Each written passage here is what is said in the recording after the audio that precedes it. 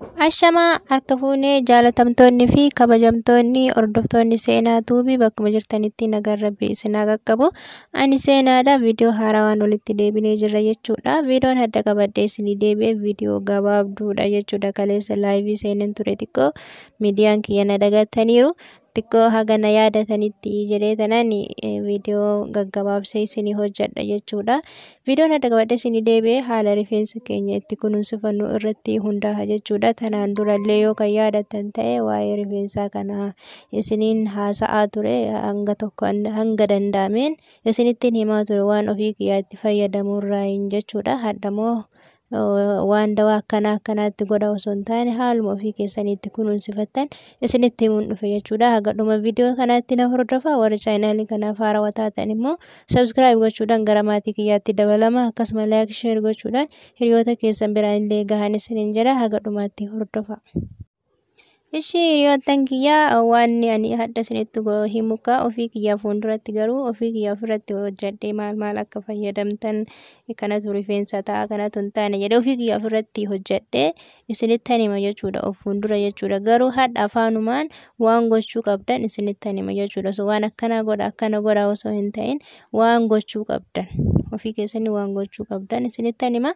Tokkoffaa irratti rifeensi keessan akka isin jalaa hin ciccinne akka hin bubuqqaane akkasuma fuulduraan illee akka hin dhumne wanni isin gochuu qabdanii tanaan dura turtu wayii keessa isinittan haasa'ee ture. Garuu namoota hundaa miti. Namoonni amma fakkeenyaaf shaashii yoo hidhattan rifeensi fuulduraan achi dhumaa kan jennu nama hundaaf ta'uu hin danda'u jechuudha. Yeroo hunda shaashii hidhatanii rifeensi isaa akka fuulduraan hin dhumne hin jira. Kun namarratti murteeffamuu dhiisuu danda'a jechuudha. Namni tokko wal qixaa miti. Kuuwwan keessaniif garuu ka shaashiin isinirraa fixu jiraachuu danda'a jechuudha. Kaawwan immoo ka shaashiin irraa hin fixne jiraachuu danda'an isiniin jedha. Garuu rifeensa duubatti achi oofu irra caalii shaashiidha jechuudha. Shaashii hidhattanii ukkaamsitanii guyyaallee gizee raftanii yoo ofirraa hiikuu baattan rifeensi keessa fuulduraan achi hin dhumaa jechuudha. Duubatti achi deemaa jechuudha. Already duubatti deemaa jechuudha.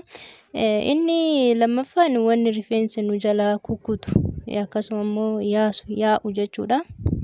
Bishaan ho'aadhaan yoo dhiqattan. Bishaan ho'aadhaan yeroo dhiqattanitti rifeensi keessan yeroo isin dhiqattanii geeffattanii filachuuf taatanitti addaanis isin hin bahu. Yeroo isin filuuf taatan sirriitti yaa'a jechuudha. Sirriitti bubuqa'a. Hanga danda'ameen bishaan qorraadhaan jechuudha yoo dhiqattan baay'ee gaarii ta'a jechuudha. Keessattuu yeroo ho'aa qaamuma keessaniifuu bishaan qorraa sana osoo hin taane jiddu galeessan osoo dhiqattanii baay'ee gaariidha jechuudha. Akkasuma immoo yeroo mana kaaksii deemtan ta'ee ofii keessanii kan meeshaa qabaattanii ittiin hojjettan ta'e istireetii sirriitti fayyadamuun miidhaa guddaadha jechuudha rifeensaaf. Sirriitti istireetii fayyadamuun akkasuma immoo kaafuura bichaa qabu sanuu yeroo amma itti deebistanii fayyadamuun rifeensi keessan yeroo dhiqattan akkuma jiruun isinirraa caccaba. Sirriitti caccaba jechuudha. Waan isin ho'aa irratti qabaa turtanii fuulduraan yoo isin jalaa caccabe amma na jalaa caccabe fuuldura kanan sirreeffadha hin jettanii hin jedhama jechuudha. Kun hunda keenyarra jira waan ta'eef garuu istireetiin walumaa galatti ibidda mataa itti baay'isuun yookaan ho'a rifeensa keessanitti baay'isuun baay'ee gaarii miti jechuudha. Rifeensa fuuf ta'ee sammuu keessaniifiyyuu baay'ee gaarii miti jechuudha. Isiniin jedha. Itti aanee ammoo wiigii dhahachuu. Wiigii yeroo namoonni akkuma beekamu hin dhahataa todhasi. Kan todhamu sun ammoo sirumayyuu badaadha jechuun hin danda'ama. Yoo todhachuu dhiisaa jechuu osoo hin taane yeroo irra tursiifametti. Amma itti deebi'ame yeroo irra tursiifametti miidhaa isinitti fiduu danda'a jechuudha. Rifeensi keessan isinirraa yaa'uu bubuqqa'uu danda'an isiniin jedha. Wanti ani isinitti himuu barbaade gaggabaabsee rifeensa keessaniif wanni hin taane ofumaa keessanii jechuudha. Osoo akkanatti godhaa waan akkasii fayyadamaa osoo hin ta'in ofii keessanii waan gochuu qabdanii fi waan gochuu hin qabne waan tokko isinitti hima jedhee viidiyoo tana qabadhee isinii deebi'ee rifeensi yeroo nurraa dhumutti wiigii hin dhahanna jennaan. Wiigiin immoo sirriitti fuulduraan achi fixa jechuudha. Sirriitti fuulduraan achi fixaa miti akkuma jiruun rifeensa keessan isinirraa hin fixa jechuudha. Ani dhaladhee wiigii fayyadamee hin beeku. Kanaaf hin jaaladhu jechuudha. Namoonni jaalatan jiraachuu dandeessan garuu wiigiin rifeensaaf gongoma isinii ta'uu hin danda'uun isiniin jedha. Akka walumaa galatti yeroo mana kaaksii fa'aa deemtanii mana isin rifeensa isin hojjetan sirriitti isin faganii yookaan sirriitanii isin kan jechuudha. Inni kunillee rifeensa keessaniif gaarii yookaan immoo sammumaafuu gaarii ta'u. Akka haga buqqeen keessan isin guggubutti fa'aa warri isin dhiqan hin jiran jechuudha. Namoonni mana rifeensa keessa hojjetanii kun immoo gaarii hin ta'uun isin jedha. Keessattuu yeroo mana rifeensa deemtanii hojjisiifattanitti osoo meeshaa elektiriikii qofaan hojjisiifattanii gaarii ta'a jechuudha. Ibiddi sun rifeensa namarraa hin gubaa. Haga buqqee sammuu keessanii sun gubutti fa'aa dhufe jechuudha.